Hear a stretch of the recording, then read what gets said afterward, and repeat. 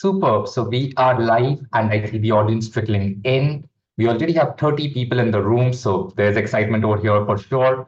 Those of you who are in the room right now and who can hear me clearly, this is also a voice test. Let us know the city you're dialing in from. So the chat window, just go in there, type out the city and the country that you're dialing in from. I know we do have a couple of registrations from outside of India as well. So I am looking forward to seeing who all are dialing in from where. It's always great, always interesting for us to know where our audience is coming from. So let us know the city you are dialing in from. I see Kshitija's response coming in. So Kshitija is dialing in from Mumbai. I see Rinit from Mumbai, Vaishnavi from Delhi, Anat from, okay, this is going too fast, but keep those responses coming in. It's always great to see where our audience is coming from. I see Saloni from Pune, Aisha from Mumbai, Kunal from Pune as well, someone from Delhi, Vizag. I see Enoch from Ghana, welcome. I see Shriya from Mumbai, Sakshi from Mumbai. I see a lot of women dialing in today for all the names I'm catching are women. So great to see all of you out here. Thank you for dialing in. I see someone else dialing in from Ghana, Bangalore, Nairobi, Jarul from Delhi as well. Great. With that, let us kickstart the session. We have more than 136 people in this room right now and counting, so more people can coming in as we go along. Today's session is extremely interesting. I am going to do all of our introductions shortly, but I want to take a minute to talk about our today's session, which is around cracking the analytics code, Carlson School's guide to cracking the job market in the US, especially for business analytics. Now, why are we doing this session? Mainly because business analytics is a market of opportunity, right? If you look at the market size today, it's close to $82 billion and growing at a CAGR of 8.07%. If you do that analysis, it's possibly an industry which is growing faster than the world GDP. So, of course, a lot of opportunities opening up out there. For the next 5 years, the market is expected to touch USD $130 billion. So just think about the scale of that market. It's massive, it's tremendous. And that's today's session. And of course, those of you who follow this, possibly US is where the maximum of those opportunity is. It's the largest economy in the world. Of course, ahead of the curve when it goes to using analytics and data sciences to identify problems and solving problems. And our today's session is focused on that, on how you can use your master's in business analytics at Carlson School of Management to crack into the competitive business analytics market in the United States. Today's speakers are extremely special. So we are going to start with the program overview by Garth Herbert, who is the Associate Director of Recruitment for the MBA and MS programs at Carlson.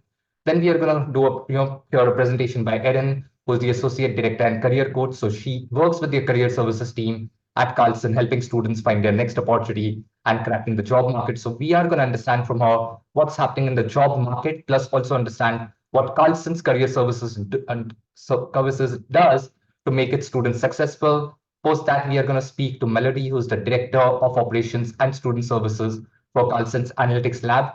Of course, all of them have tremendous experience in the industry. If we talk about Erin, she's worked in career development for more than 16 years now. She's been with Carlson for the past 6 years and loves helping students to pursue their next job opportunities. Melody, again, has tremendous experience in the education industry. Her career has focused on higher education. She spent 10 years in admissions and outreach space before moving into her current role, supporting experiential learning at Carlson Analytics Lab since 2019. So we are going to speak to all of them. I'm going to first invite Gart to tell us more about the analytics program at Carlson. Then we are going to go to Erin and Melody, and I'm also going to bring in Susan eventually to answer some of the questions and tell you guys more about the opportunities possible through the Carlson's analytics program. With that, let me hand it over to Garth to take us through his presentation. Absolutely. Yeah. Thank you so much for that, Sanjay.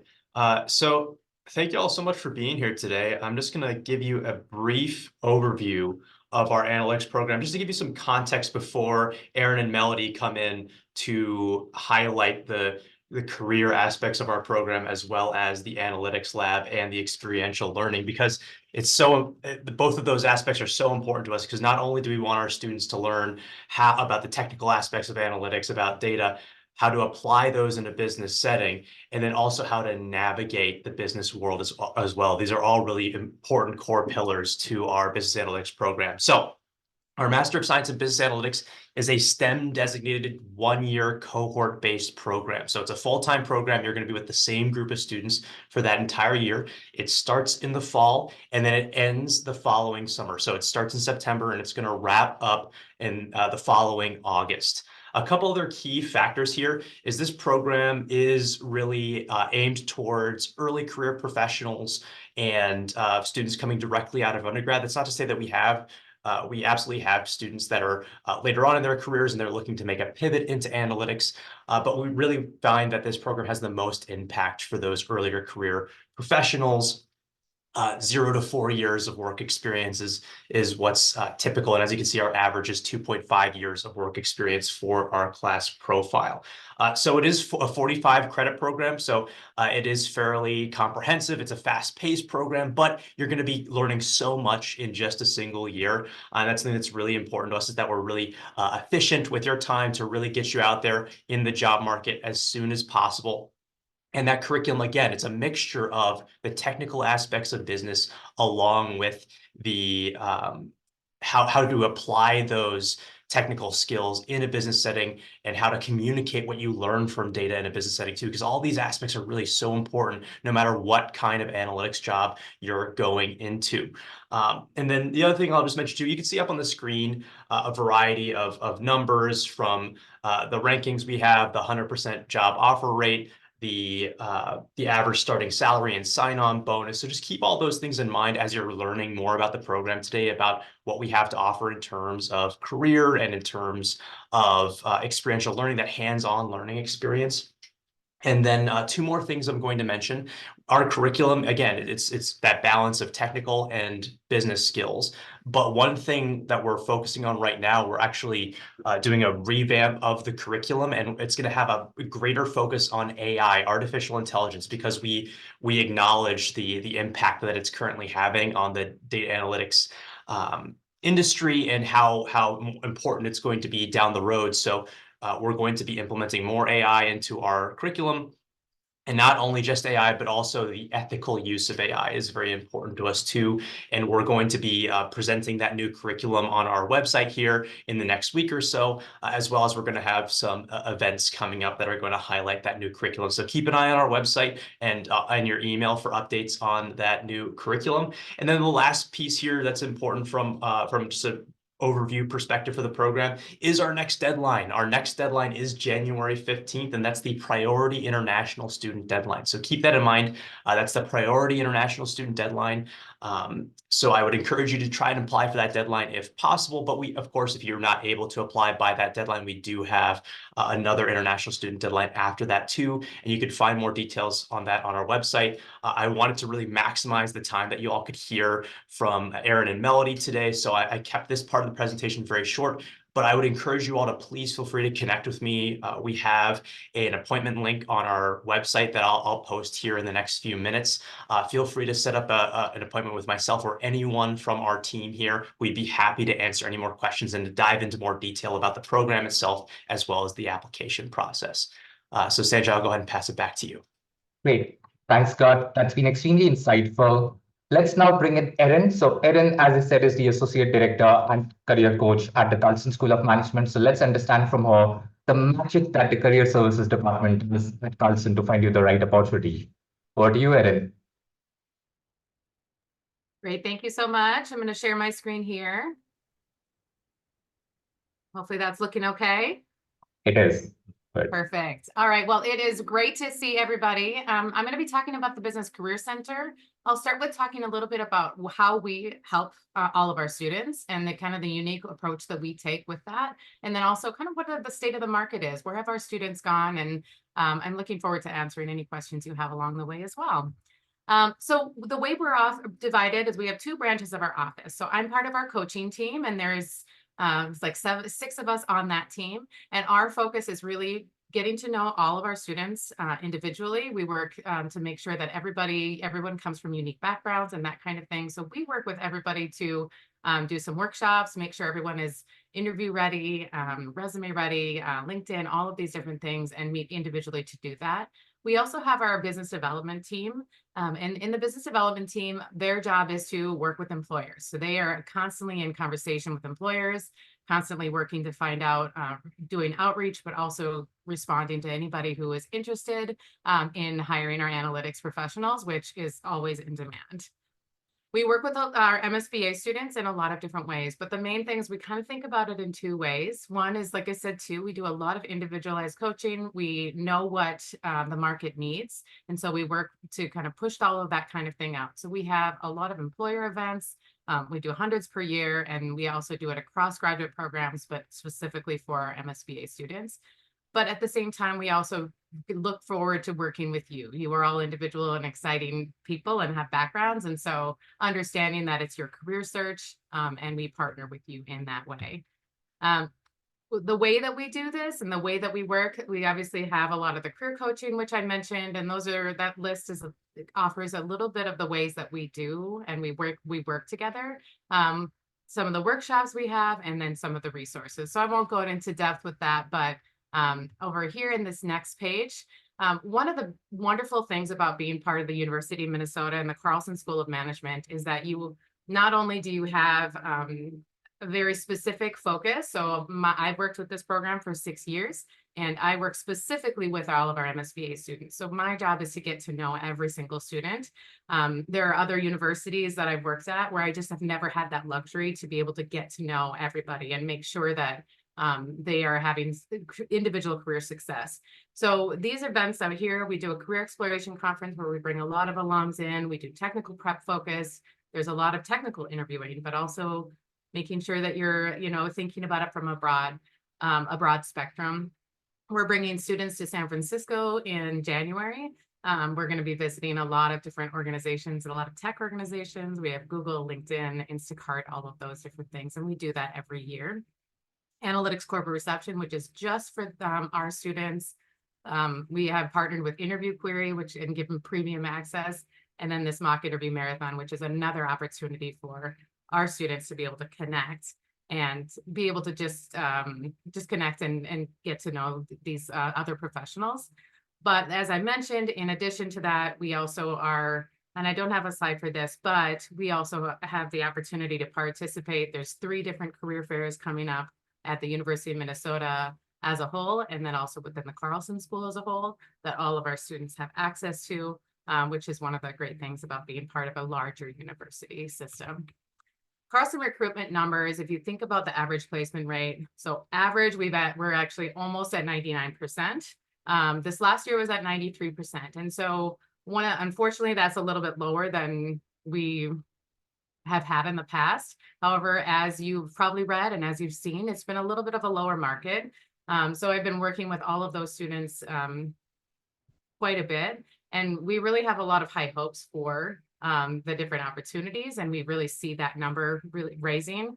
As we were just talking about in a staff team, we actually see that kind of thing moving up a lot more this next year for the class of 2025. Some of the companies that are hiring our students, and this is, just in the last couple of years. So historically, we have quite a few alums that are at Amazon and Capital One. McKinsey is another place, JP Morgan, Walmart, you can see those, the different ones. So as you can see, there's a large different amount of organizations and really well-known ones, which I know can help also elevate a lot of careers. These are the different areas. I have a section on these titles on the right, senior data analyst, data scientist, business intelligence engineer. I always tell students they're kind of across the board. If the titles are very funny, but those are the main areas. Because we have an average of students that come from a certain place, but obviously everybody's coming at a different area. But these are some of the different areas and different places where a lot of our students land their first job out of our program. This changes a little bit every year, but as you can see on the right, our business industries, financial services and retail tend to be our largest and where a lot of our students go, with consulting and technology close behind. As you can imagine, the market can change that quite a bit from year to year, but this is historically just from this last class of where we've seen. This last year, we've always had a very high percentage of students going to the West Coast and also staying in the Midwest. We have a large group of alums from this program in both the San Francisco area and Seattle. And we have a growing area of alums in the New York City area, as well as the Washington, D.C. We've actually seen an increase in the Midwest, and I would say most of that is probably moved towards Chicago. Discover was one of our larger organizations that hired this past year, and they are based in Chicago. A lot of our McKinsey partners, that was students that went to McKinsey, also ended up going to the Chicago office as well, which is why we've seen an increase in that area. But as I mentioned, this does fluctuate year to year, depending on the market and where the students, where the employers are going. Carlson students get to these opportunities in a number of different ways. And as you can see, it's almost split half and half of students that are getting their jobs specifically through their on-campus recruiting opportunities with us, or job postings they found, opportunities, networking, things that they found through us. So we work with everybody to make sure, but a lot of it too is helping our students to reach out and get out there to also activate their own search. That's a little bit of the way the U.S. market is in the job search. And so helping all of our students be successful in that way is very important to us. Salary trends have been very interesting over the last 3 years, or 4 years, I guess, if you look at it. So if you think about it, from 2020, the average salary for MSBA students was $94,000. Last year was raised up to $100,000, and then this year our average was $117,000. We've seen across the board things have leveled out a little bit, so who knows where we'll be. But as you can imagine, it's a very positive salary trend, as you can see. Expectations in the changing job market. It has changed so much since COVID and since 2020, and things have started. But consistently, we see a few different things for international students that are coming. Because of the technical skills that you're gaining through this program, and because our program is extremely technical, we see our students have more success than students from other programs, because they have skills that not everybody has. And this program is really good at making sure that you can promote those skills and get yourself ready for that. So we are very excited about that, and we work with you to promote those different things. But as you can see too from this chart, it's not just, and I always stress this a lot, it's not just your technical skills, it's also your interpersonal skills, your ability to communicate and that kind of thing. But we do see it fluctuating, but have seen a trend in a lot of organizations doubling down for opportunities more in 2025, because it has been more difficult. So a lot of times we see that fluctuation, but really for anyone who is moving into the next year or two, we're seeing a lot of hope and a lot of excitement around that type of thing. So like I mentioned before, we have an amazing, strong university network. We talk about networking and connecting with your network constantly, and just not only within the MSBA program, but the Carlson School graduate program with the University of Minnesota and greater. We have people all over the world and all over the country. And we encourage and help others, all of you, to connect with that network. And then one of the things that I always like to end on is that we offer alumni services for life. And so one of the things too, you always get excited. Everyone gets excited about that first job you're going to get out of this program. But also things change. We have a lot of our students that maybe start at Capital One and then transition over to Amazon or Google or something like that later on. And we work with students 3 years out, 5 years out, 15 years out, and to help them kind of take that next level and take that next step. And so you could always do that, and you're always available to come back and meet with us. But I think that's about it for me, and I'll hand it back to Sanjay. Thanks, Erin. That's been extremely insightful. I know the audience have a lot of questions, so keep those questions coming in the Q&A box. I'm also going to post a link through which you can set up time with Garth and his team to get a more personalized conversation going. So I'm going to take up those questions as well. But before we do that, let me invite Melody, who is the Director of Operations and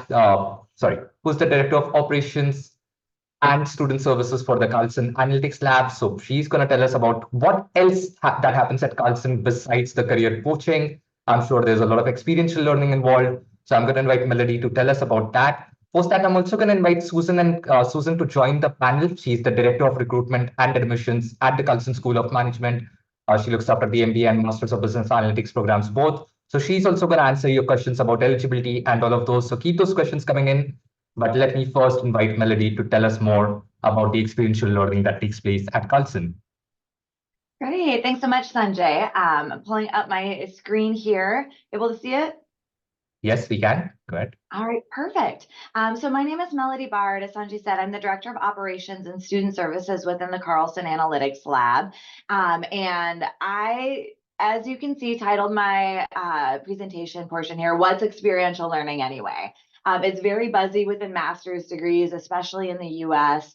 And so instead of giving you really a high level overview of us and, the lab and how it operates, I thought I would share with you kind of the FAQs or frequently asked questions about experiential learning in the Carlson MSBA program that I tend to get.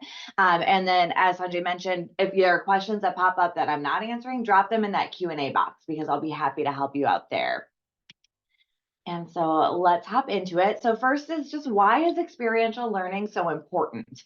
And so Carlson Analytics Lab, or CAL, as we call it here, is the team that I'm a part of. And we are a full-time staff that supports primarily the MSBA program here at the Carlson School to find a way for our students to dig in and get real life experience while you're in the program.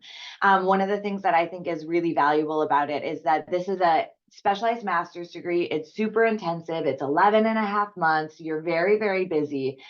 But we want to make sure that you are taking all of your textbook learning, all of your classroom learning, and you are actually applying it to real life data sets with external stakeholders who have kind of, real needs on the line, so that you get that experience, not just perfecting your models or making sure that your performance is getting better, that your coding skills are really improving, but that we actually remind you that the end goal is to get a job working with a business or organization. And so how can we make sure you are refining those skills of applying your technical learning into these real life situations that you'll be doing after you graduate?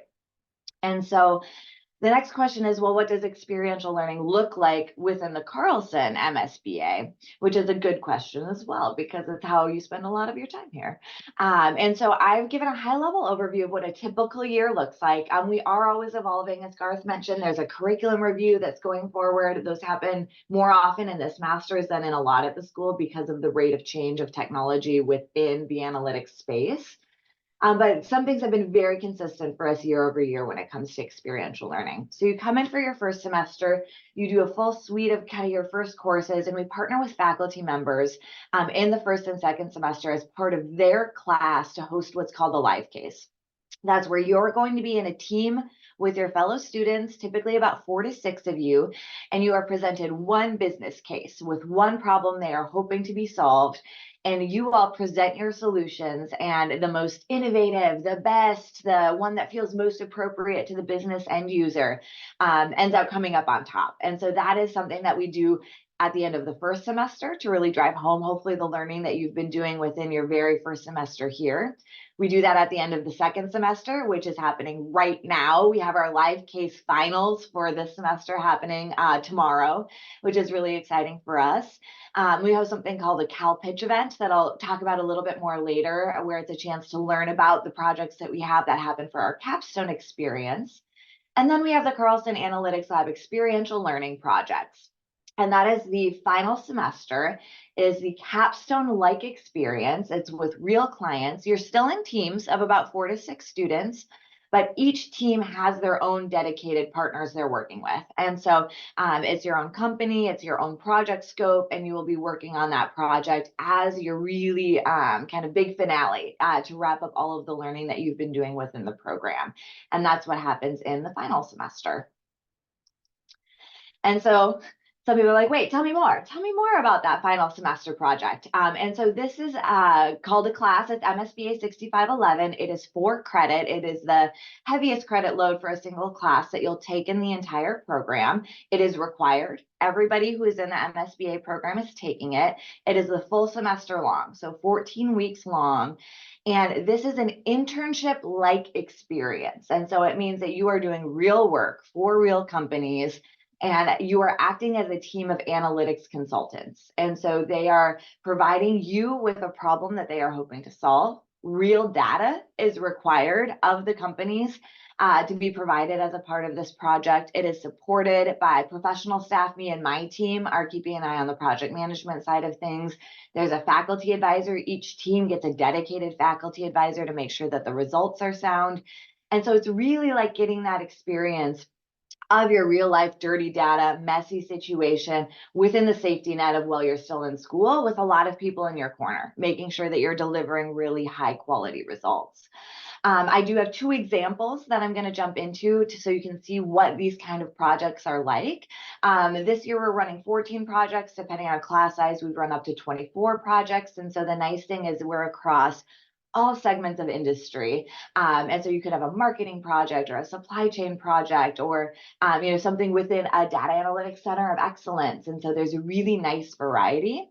The first one that I'll touch on is a predictive style project. And so we had a company partner come in and they wanted to know if they could better predict part failures. So that way they could set up their inventory better. They could have it available for their customers so that if a part went bad, and in this case it was in a vehicle, they wouldn't have to wait for a long lead time on shipping to bring things in.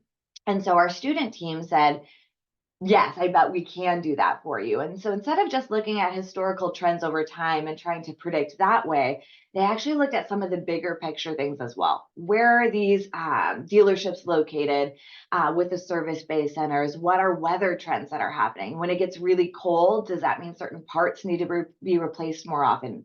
Same if it's really hot, are there different parts that go bad? And can we start looking at those trends over time, week over week, year over year, to create a predictive result so we can better stock those parts that we need? And so what that does for our end clients is then offer the chance for them to have the parts on hand that are needed, that are likely to require repair so that their customers can safely operate these vehicles without a significant wait or lead time, which I think is really cool. Another project that we've done is more in the advanced side of things. And so this is in topic modeling, kind of the natural language learning model world or environment that we live in. And so we had another client come in and say, can we identify incoming customer service requests in real time? So imagine you're calling up because you need something with the software program that you're working with, or with you bought a mixer, because you wanted to bake cookies and your mixer isn't working the way you thought it would. And so you want to be able to call into some companies and get help when you need it. And so these are really large kind of operations of folks trying to make sure that customer service is available and there to help. And they said, we want to know if we can understand what's happening in real time without just having our workers type in a chat if all of a sudden there's a new trend coming in. We want to see if we can do this in a more automated way. There are automated transcripts that come in. And so there's these text-based files that are populating at huge volumes. And so our students said, we think that this is possible. And so they tested a lot of different topic modeling scenarios to be able to see if we could automatically classify what the topic of a call is, and then also then run that topic through a similarity score matrix with kind of a REMA analysis to say, is this the average we would expect to see in this time of day or this time of year on said topic? Or is it peaking? Because this isn't normally a topic that we're getting a lot of calls on during a day or during this time of year or ever before. And so it was really cool seeing students. They were having to take all of their foundational learning, and they don't learn all of this in every single class, but our program teaches you how to learn to navigate analytics within the need for a business solution. So they were actually going out, doing research, reading papers, making sure that they had kind of the latest input on what the fastest models out there were for topic modeling. We were doing calls with contacts within the school to make sure that they were staying on the front end of solutions. And so I think it's really neat that there are some projects that are more visualization, segmentation, a lot of the stuff that's taught and integrated really well in the program. And then there are a couple that's like, great, you've got your foundation. Now do you want to leap into something new and take that? We teach you how to learn analytics and apply it, and then dive into something that isn't covered as deeply in the program so you can cover it deeply within your experiential learning opportunity. Okay, I could talk forever. I'm probably talking too long anyway. So we'll get into the next question that we see. And so that is how our ELP team's created. More acronyms. ELP stands for Experiential Learning Project. And so again, that's the name of the class that this capstone is in. This picture right here is from last Friday. And so it's really exciting for me to be able to say, these are not things that, I had AI generate for me. These are actual students from our program and partners that we have.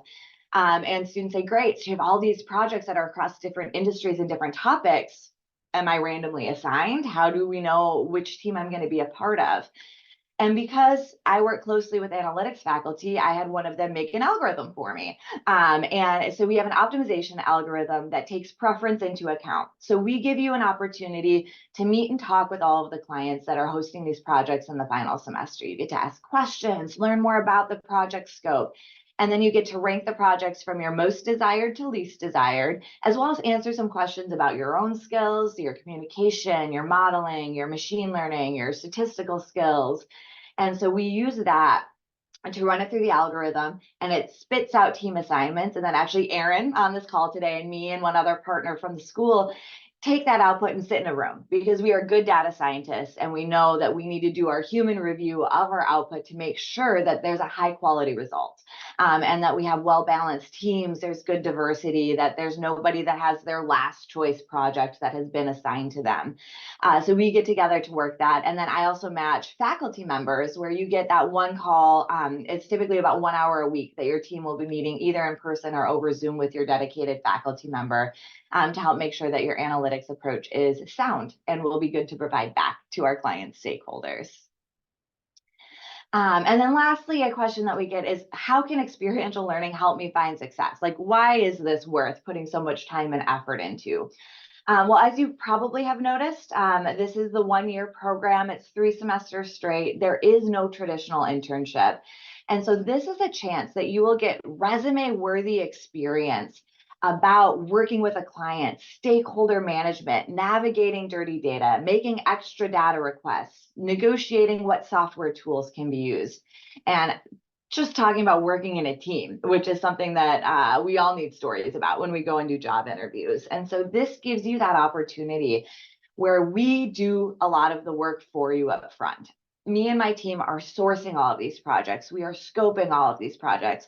We are doing the legal contracts for it. We are making sure the data will be available for you so you can focus on your coursework. You aren't having to be out there networking for internships, applying for a part-time position while you're in school. Save your energy for your full-time job search, and we will do all of this work to give you that during the program real-world experience that you will be able to then leverage all of the skills that you've built, apply them, reinforce them, really feel how much you've learned, and then be able to talk about it as you're going out to find your job opportunity after you graduate. And so if you still have questions, as Sanjay said, please drop them into the Q&A box. And with that, I will turn it back over to you. Great. Thanks, Susan. Sorry, mixing it up. Thanks, Melody. Of course. I also want to invite Susan, got Erin to join back the panel. So I want to bring in everyone on the screen now so we can start taking questions. I'm hoping Susan is also able to join us. She's the director of recruitment at the school. And Susan, what I want to do is take up the very first question for you. There are already 12 questions asked. I'm sure the audience have a lot of questions. We still have more than 300 people in this room right now, so the interest is palpable. The first question, and of course, God covered this in brief, but the first question which I want to take up for you is the basic educational background requirement. A lot of students confuse whether business analytics is for non-engineers as well, people coming from a non-computer science or sciences background as such. So if you can run them through the basic eligibility, whether GMAT GRE scores are required, language testing requirements, and just give them the overview of what you look for in prospective students. Yeah, absolutely. Absolutely. Well, thank you all for being here and the continued engagement in this session. It's so great to see so many of you from all over the world. So in terms of eligibility, I'm going to paste a link into the chat for everyone that'll really talk through in detail everything that we're looking at in terms of just the application requirements. Our application is online and you can start it at any time. So I would encourage you, if you're curious, just to open an application and get started looking through those items. There are some items you're going to be able to tick off more quickly than others. But in general, the buckets that we're looking at are kind of the academics bucket, the experience bucket, and then the match bucket. And we're looking at a holistic review here. So if you have a strength in one area, it can potentially offset maybe a little bit of a weaker area in another. But we're really looking for students who are going to be wonderful members of the cohort, who are excited about analytics, and are bringing, some sort of experience or projects that they've worked on where they've used some technical skills to the program. Now, in terms of kind of prerequisites and what we're looking for there, we do not have specific majors that are required to be able to be eligible to apply to the program. However, we do have prerequisite courses in both calculus and programming that we need to see students have either on a transcript or by completing an online course. You can also demonstrate computer programming proficiency through your professional experience as well. So this is described in great detail on our website, so I'm going to share that link because that will help explain. We also have, if you're curious about, well, what counts as fulfilling those requirements? We have some recommended courses. We also have, specifically the programming languages laid out: Python, C, C++, VB, Java. So there's a lot of detailed information. I could probably talk for the rest of the presentation on the application items and skills. But that's in general, what we're looking for. We're not trying to exclude anyone with a particular academic background, but we do want to make sure that you're prepared for the more technical aspects of the program before you're joining. So it's a rigorous program, it's fast paced, it's very immersive. And because of that, our students really get wonderful job outcomes. We just want to make sure that we're setting you up for success and that you have some of those foundational skills, that foundational knowledge before you're diving into the program. So that you're ready to go when we hit the ground running. So I'm going to go ahead and share the link here. Last note I'll say is GMAT and GRE is test optional for students who have a B equivalent, so a 3.0 equivalent on GPA. So you're not required to submit a test if that your equivalent GPA meets that requirement. You certainly can if you have a test score. Students who have a lower GPA, it would be required for them to submit a standardized test. Right, great. Thanks, Susan. Thank you for that insight. My request to the audience is going to be, if you have any important questions, post them in the Q&A box. You can also upvote questions which have been asked by others. That's how I know that's an important question, and I will surely pick it up. Susan, I want to continue on the same lines. I have one more clarification to ask you about the eligibility. So in India, a lot of students do a 3-year bachelor's. So it's not a 4-year bachelor's, it's a 3-year bachelor's. Do you accept a 3-year bachelor's from India or the markets? So we require a 4-year bachelor's equivalent degree. So in general, a 3-year degree does not satisfy the minimum requirements. And most students would then complete an additional year of post-baccalaureate study before submitting an application.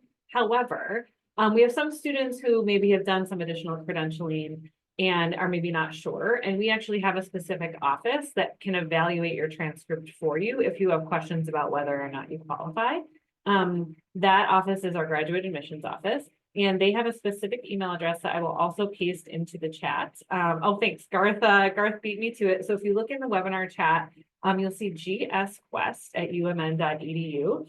And again, if you're unsure whether your degree would actually qualify to a 4-year US bachelor's degree, then you can email your transcripts and your proof of degree, earning that degree to that email address, and they'll be able to tell you whether or not you're good to go or whether or not you need anything additional.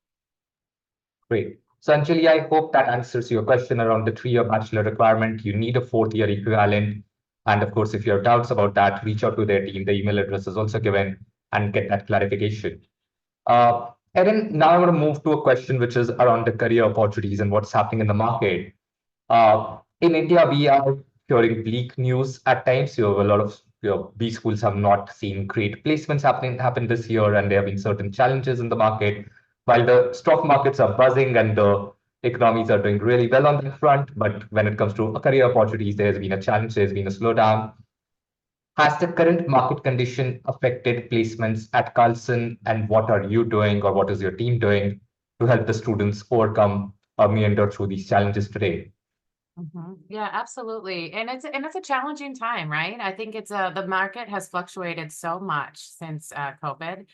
We saw it go down, a lot of fear, and then it just went, I mean, it was crazy. I was like, it was a really, really high for a while, and then we've seen it go down a lot. I listen to a daily like economics podcast, which talks a lot about the job market and where things are at. And what always strikes me is that everyone is kind of like, okay, kind of hurry up and wait, like what's going to happen? We're not really sure. But at the end of the day, I think what everyone is really feeling is that instead of going into like falling into a recession, we're seeing kind of like a slow a slow burn, really. And then, as I had mentioned before, what we're seeing from our employers is just that, yeah, it has been a little bit harder this last year because basically there's just fewer opportunities and then there's more applications. And so that's where we're at right now. I'm really hopeful for this next class who graduates. This next class graduates in May or this next year. I'm hopeful that things will start moving up for them, but I'm even more hopeful for the next incoming class for 2025. And we've already seen in a response from employers, they're doubling down on other internships and other opportunities for this next incoming class. And so, obviously it's, there's no crystal ball of what exactly is going to happen. And, students really do need to, anyone who's coming in, they do need to promote themselves and make sure they're the best candidate that they can be. But what I do, and I say this genuinely all the time, is that this program really prepares you for success. As everything that Melody talked about with our experiential learning projects, I mean, all of these experiences, I always say it makes my job really easy to help promote students because there's so much you're gaining from both the experiential learning with it and the class projects, that you have a lot of stories and a lot of things that you can talk about that are employer ready, and employers are very excited to hear about it and have that hands-on experience. So I'm very hopeful, like I said, but we'll kind of see how things go. That's great. And to the audience, I think the best approach to overcome any challenging economic situations is to upskill yourself, get the right skills, become competitive in the job market, and the opportunity is always there for the right candidate. So do keep that in mind. The next question, which I want to take up, and Melody, I want to bring you in over here. So you did speak quite a bit about experiential learning. Now, what I want to also understand the group dynamics, because experiential learning, of course, by giving the competitive skills or giving them a chance to apply that learning to real world scenarios, also builds a lot of teamwork and group dynamics come into play over there. So is that a focus for the business analytics program as well? How does it really work out at the ground level at Carlson? If you can address that a little, that would be great. Yeah, don't come to this program if you don't want to build your team skills. And I say that lovingly because, again, we are a technical program in a business school. So that means we are here to teach you very advanced technical skills and capability, coding, machine learning. But it's within the lens of solving business solutions, because that is who gets hired. That is a space that we've seen in the marketplaces of people who are technically sound, but then can convince their stakeholders about why you should believe the solution that is being presented. There's always a space for statisticians and really advanced folks out in the market. But the biggest area where we see students who find success are those who can make the compelling story. They get the experience to tell back how they and their team work together to provide a solution. In the workspace, you're almost always working in teams. And so in almost all of your classes, you will have a team-based project that is due as a homework assignment. In your live cases, you are working in teams. In your ELP capstone, you are working in teams. And often they're different. And so we try to work with faculty members you might have the same team in one class specifically, but you typically have 4 or 5 classes in a given semester. So you get to know a lot of your classmates. But so much of what you learn are what we call professional skills. Used to be called soft skills, but I think that undervalues them. And so they're these professional skills of navigating, delegating work, holding yourselves accountable, making sure you're checking in and working on project management with transparency, visibility, and the chance to really get to know one another and then build that skill set. So when you graduate, you'll also be a great team member and hopefully get promoted quickly as you go into the workplace. And I will add too, just from an employer standpoint, in terms of the teamwork and that kind of thing. I mean, those are interview questions that most of our students will receive of how have you worked with a team and that kind of thing. And so once again, I always say, the Cal team makes our job look really a lot easier because they're getting that experience, even though it can be challenging working in groups at times, but it helps you in the job search too. Absolutely, it does. I want to take up more questions, and I see a lot of questions coming around eligibility. I'm going to come to them very shortly. I just want to post some reminders to our audience who are still in this session. One is that if you are looking for more personalized discussion, then there's a link that I posted. You can set up time with the advising team at Carlson to get feedback on your fit with the program, or if you have any specific detailed queries, you can set up time to get that personalized conversation going. Susan has also posted link to the program related and the admission requirements that are there. So if you have any detailed questions around that, eligibility and all of those, including the prerequisite courses, that's on the link. If you still have questions around your transcripts eligibility, your fit, then gsquest at umn.edu is the email address that's there as well. Last message from me over here is that by attending this session, you have also become eligible for the Seed Business Leadership Scholarship, about $5,000. So this is a fund which is run by Seed Global Education. And if you apply to Carlson, you can also apply to that scholarship. And if you possibly get an admit, then you also stand a chance of getting us that $5,000 scholarship from our end for this for the Carlson MSBA program. I want to move on to the questions which are coming in, and I think this is a basic question, most reported right now, so I want to take this up. The question is whether the MS Business Analytics program is STEM designated or not. I believe it is, but still to get a confirmation. So Gart, Susan, if you can confirm that. Yes, Yes. it is. So it's a STEM designated program that makes the students eligible, graduates eligible for a 3-year OPT, basically overall, 1+2, right? Susan, Garth, if you can also, I'm sure a lot of our audience already understand this, but if you're okay telling them how does the OPT system work in the US, that would be great. Just an outline of whether how does the STEM designation help them in terms of the OPT. I can Sure. take Yeah. that, actually. Oh, yeah. Go ahead, Erin. I mean, this is, I work with the students a lot on their from the post-graduation success, and we see having that STEM designation makes a huge difference for our employers, because a lot of times, as you can imagine, with the lottery system and that kind of thing, it takes organizations, allows them to say, okay, even if you don't get their sponsorship that first year, you will be able to get it. I have at least 2 more chances where I can be able to keep you as an employee, because they want to be able to keep you long term. And so, and we see students moving around as well. And so that has been tremendous, and it really just opens up an immense amount of opportunities for students. Hopefully that answers that question. Sure. So Susan, got anything to add over there? I just want to clarify for the audience that by getting the STEM designation or pursuing the STEM designated program, whereas usually if you pursue a non-STEM designated program, you'll get a 1-year OPT. By pursuing the STEM designated program, you're eligible to apply for a OPT extension and get overall 3 years of OPT post completion of your master's. Is that correct, Susan Gard? Did I capture it correctly? Okay. Yep, that is correct. Great. I do see a lot of questions coming in around eligibility related to. One is around ACCA students. And I see this question mainly coming in from students who are dialing in from Ghana, I'm assuming Ghana and Nigeria. So can ACCA, do you accept ACCA, charter holders applying for the Masters in Business Analytics program? Is this for folks who have accounting backgrounds or That's right. So it's equivalent to a chartered accountant or a CPA qualification, basically chartered public accountant. Sure. Again, what we're looking for in applications is, you can be coming from that background. However, you absolutely still have to meet those prerequisite course requirements. So having that ACCA designation doesn't waive any of those prerequisite requirements. And then we'd also be looking, to see, okay, have you, yes, you've taken these prerequisite courses, whether online, do you have any experience applying any tools, or have you worked in any projects where you kind of use some problem solving analytical skills, anything more technical as well? It's quite possible that someone coming from an accounting background would have done that.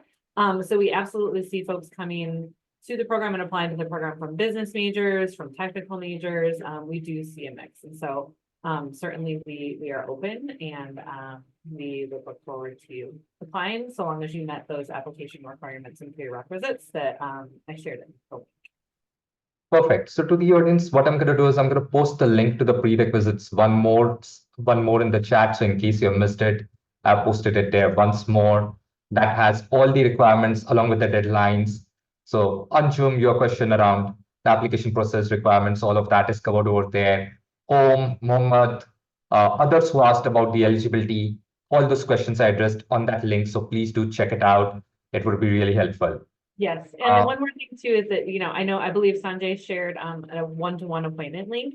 Our entire recruitment team is equipped to meet with business analytics, prospective students, we counsel students across programs as well. So we spend a lot of our time doing that individual coaching. So please reach out and schedule a meeting with us. The team is not just Garth and I who can talk about these programs. We have a great support team as well. And so that's also something that we love to do. We like to get to know you personally and individually as a candidate so that we can offer you some great advice and tips as you're going through the application process as well. And it's great timing because our round 2 deadline is January 15th. Perfect. So I've reposted the link for that as well. Those of you who dialed in late, there's a link available through which you can set up time with their team and get more detailed responses to your questions. So please make the most of it. And as Susan said, 15 Jan is the next deadline. Make the most of this opportunity as well. I think we have taken up a lot of relevant questions, but I still want to take up one question which has been come, and sometimes students do confuse this. So can final year undergraduate students apply? So students who are completing their bachelor's in 2024, can they still apply for the 2024 intake? That's one. The second part to this question is that in a lot of countries, your degree certificate is awarded much later. So you may get your mark sheets, but the degree certificate by the university is issued a few months later. So are they eligible to apply as well? Yeah, great question. So we do accept students coming directly out of undergrad. So you're able to apply now if you want to start with the fall of 2024 class. In terms of the degree certificate question, as long as you have completed all of the work that's involved with the degree, so all the projects, all the final exams, as long as all the work is done, there won't be any issues on our end. It's okay if the certificate comes a couple months later or it arrives in August right before the program starts. That's all okay as long as all the work in the program is done. That's what's important to us. All right, great. And got just one clarification. So I know this has happened, especially in some African countries, the universities were on strike. So the degree certificates got issued much later, 1 or 2 years later after completion of the course. Is that all right? Can someone apply on the basis of their final mark sheets, get a conditional offer, and submit the degree certificates maybe even after starting the program? Yeah, and what I'll reiterate too is, of course, everyone's situation is slightly different, and of course, different countries have different processes and policies. So I definitely encourage students, if you have like very detailed questions, I wouldn't want to make a blanket statement and apply that to everyone. Have a conversation with us. Reach out to us via email or set up an appointment, and we'd be happy to talk through your specific situation. Perfect. That makes sense.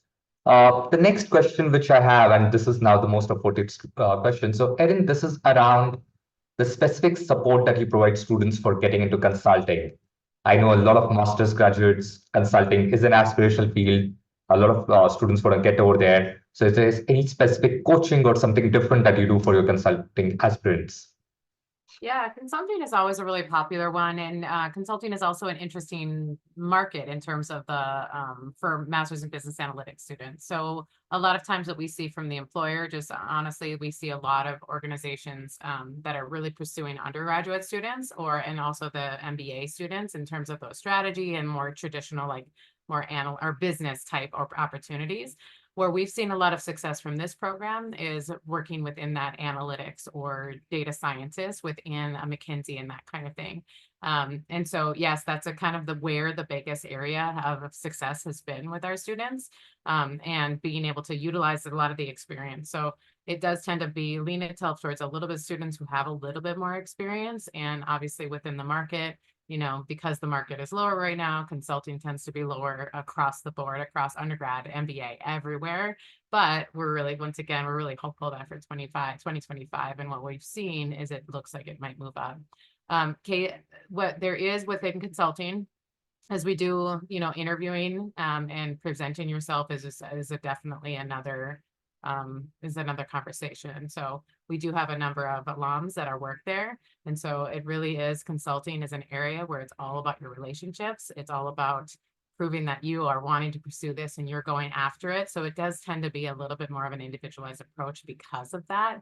But we do work with students directly on saying, how can we effectively network for that and get your foot in the door in that direction. And then also it's really focused on case interviewing. Case interviewing is really, really important. And so we offer a lot of resources and some different contract coaches to help you practice and that kind of thing, which kind of will help students who want to pursue that path. Perfect. Great. So the next question which I want to bring in, and this is again focused on career options or career opportunities. This is around the role of ranking when it comes to the job market. So firstly, Susan, Garth, if you want to share Carlson's rankings somewhere at the broader level, I know they are on the website as well, but if you want to mention some notable rankings, then please do. And then Erin, if you also want to talk about, Erin or Melody, if you want to talk about the role of rankings, the university rankings when it comes to career opportunities for the students. Yeah, I can talk about it from a standpoint. I will say not a lot of the rankings, a lot of organizations, everybody has different types of rankings. And so when it comes to employer outcomes and that kind of thing, I would say it's not as important in terms of the rankings. I think the ranking is really like what they want to do is they want to see where do you have experience. So it is important, and it is something that there's more of a reputation as of that. So we have like, where we see a lot more success is that, oh, I hired a couple of your students from before. They were amazing, and I want to hire more from this program. So we see that actually being the most important. And then also, they also want to see from your resume, do you have experience that is directly related towards what I want you to, what I would be hiring you for. And as I said, too, even with our students who are coming in with less experience, or maybe coming from undergrad and only have an internship or two, those are the students that really still do see success. So that's where I see it a lot more. I mean, I could let Garth or Susan speak to it from, the program's office, but that's from a job perspective.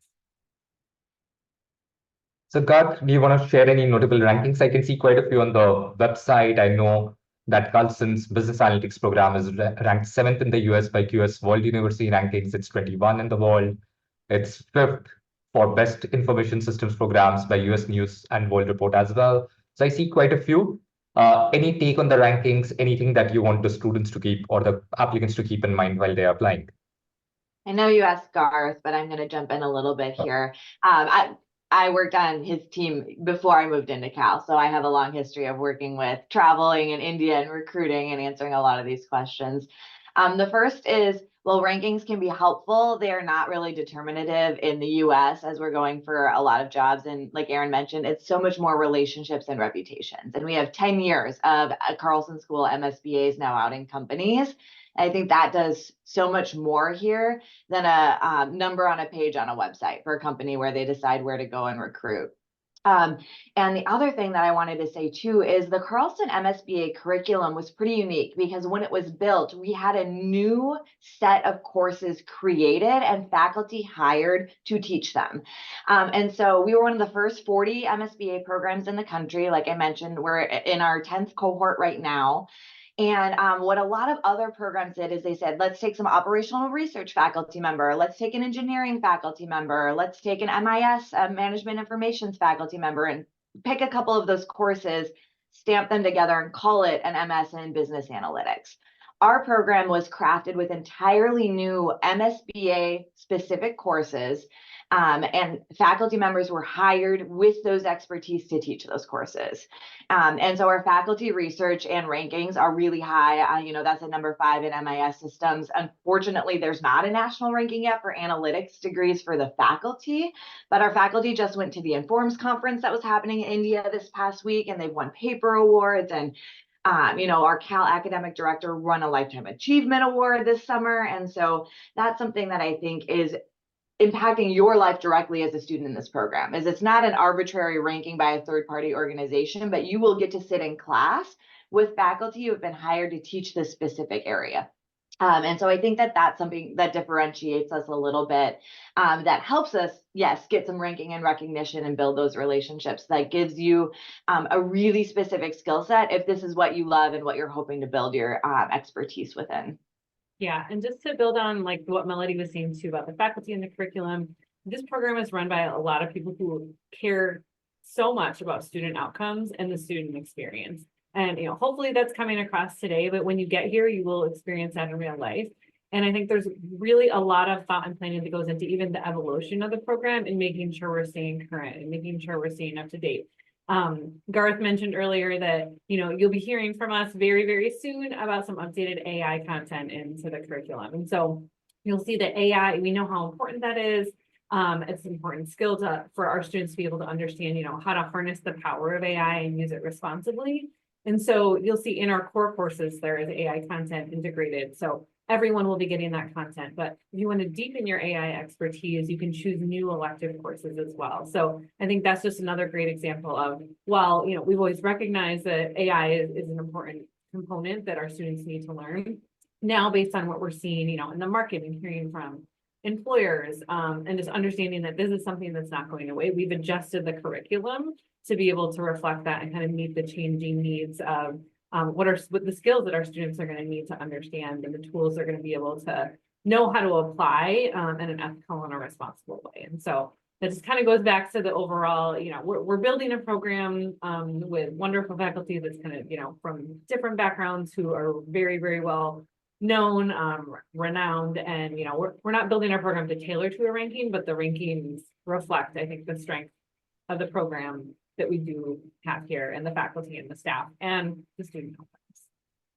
And the last thing, sorry, I know Sanjay, but just to add something very quickly here, I think you all are taking all the right steps right now by attending these kind of events to learn about our program, and I'm sure you're learning about other programs right now too. But something I'd really encourage you all to do is to have conversations not only with people like myself in the admissions and recruiting staff, but also try to have conversations with current students too. Reach out to the admission, our office, for instance, and ask to talk to a current student, because they're the ones who are actually living the curriculum. They're experiencing the analytics lab. They're going to talk with their career coach. So have conversations with current students, because they will give you such great insight into what the program's actually like and why we have the rankings that we do. Perfect. Great. Thank you for those wonderful responses. I know we are crossing the time limit, but I still want to take up a few questions before we wrap up. Are we comfortable answering 2-3 more questions? Great. So the next question I want to take up is from Farise, who's asking about capstone projects or internships. Firstly, are these paid? And what else can students do? Is there opportunity to work part-time, being a student at Carlson, to earn some money on the side? So any internships that they can do? I could speak to the part-time work question, then maybe Melody, you could talk about the capstone project. So in terms of part-time work during the program, historically, we have seen some students that have successfully been able to seek out a graduate assistantship role, for instance, on their own after they arrive on campus, and they're able to balance that. That's not necessarily something that we as a program recommend, just because of the pace and how comprehensive the curriculum is. We always want to be sure that any student that comes on campus is able to prioritize their academics and succeed academically, and make sure that they are able to satisfy all the other requirements of the program. But there have been some students historically that have been able to make that balance work. But those kinds of jobs aren't offered through the admissions process. That would all have to be on your own after you arrive on campus. And then I'll pass it over to Melody. Yeah, it would be great if the capstones were paid, but they are not. And there's a lot of reasons for that have to do with like CPT eligibility and work balance and all of those sort of things. And we want to make sure we honor your eligibility status in the US to make sure you don't risk any of that for your job placement. And well, it could offset some of the cost of your tuition. I always plead with students to play the long game here. And so while the ELP experiences and those capstones are not paid by the clients to the students who are working on that team, you are getting college credit for it. And so it's meeting your credit requirements. So you're getting paid in that way by your experience, which might feel cheap. But what this does for you is by taking 1 year out of the work market and putting 100% of your effort into this program, you will see the return on that investment so much faster by prioritizing and putting your energy into learning, networking, applying for jobs, working with your teams, connecting with your faculty office hours for this 1 year. And that's why the specialty masters is great, because it only pulls you out of the marketplace for 1 year, and it's going to fly by. The days will be very long, but the year goes by so quickly.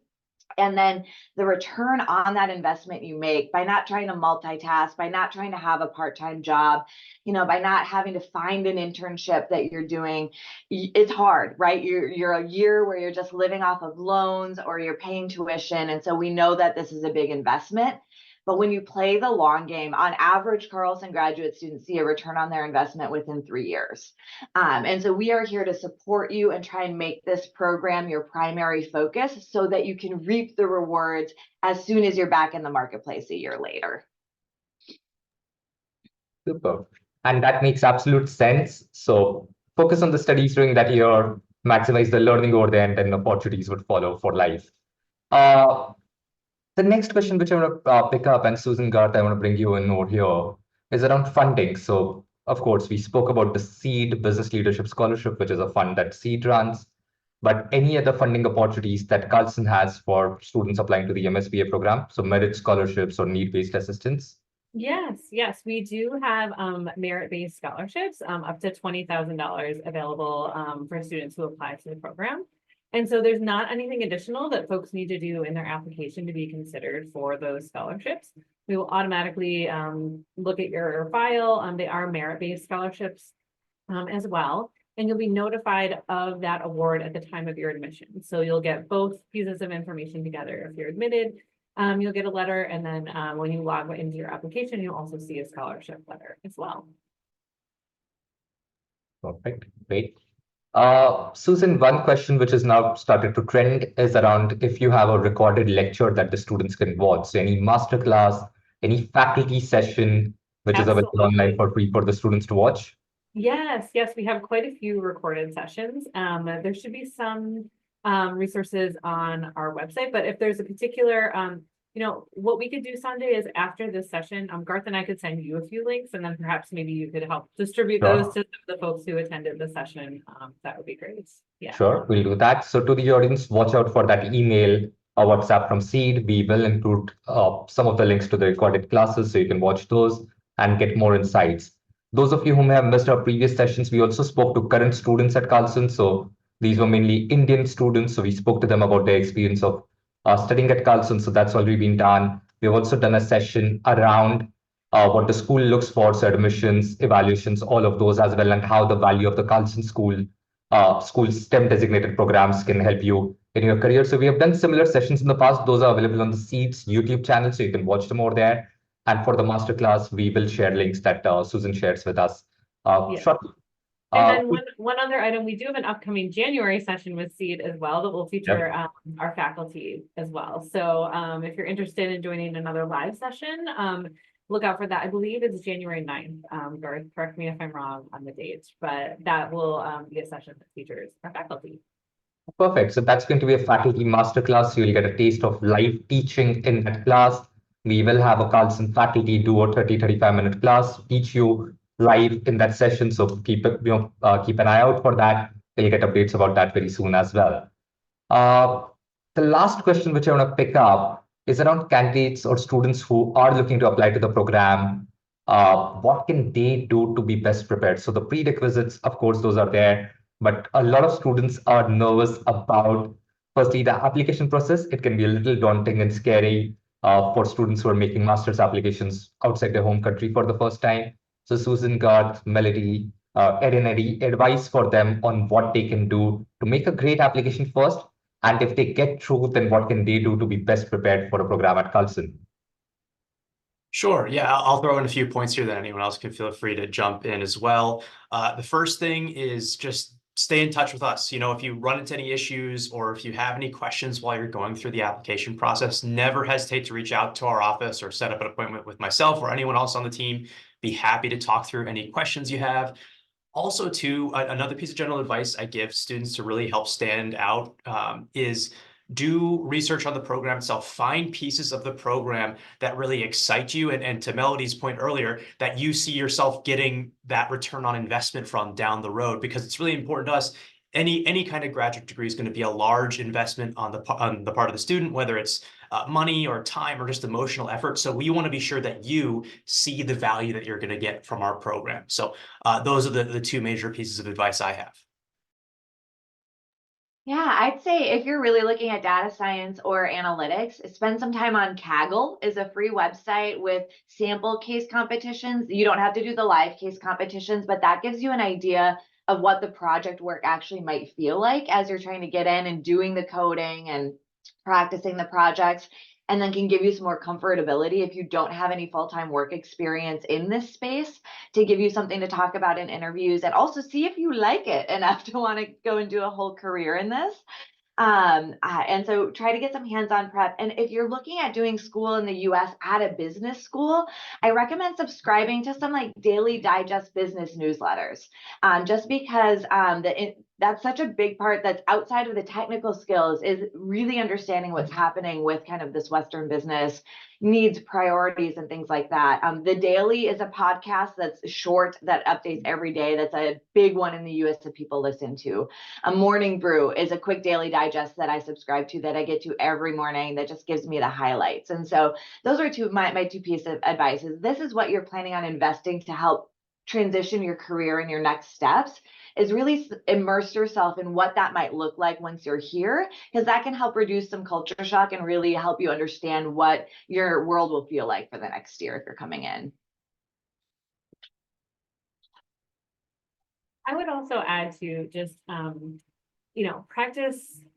We'll open an online application so you can see the essay questions, but then really start thinking about, how would I structure a response to this?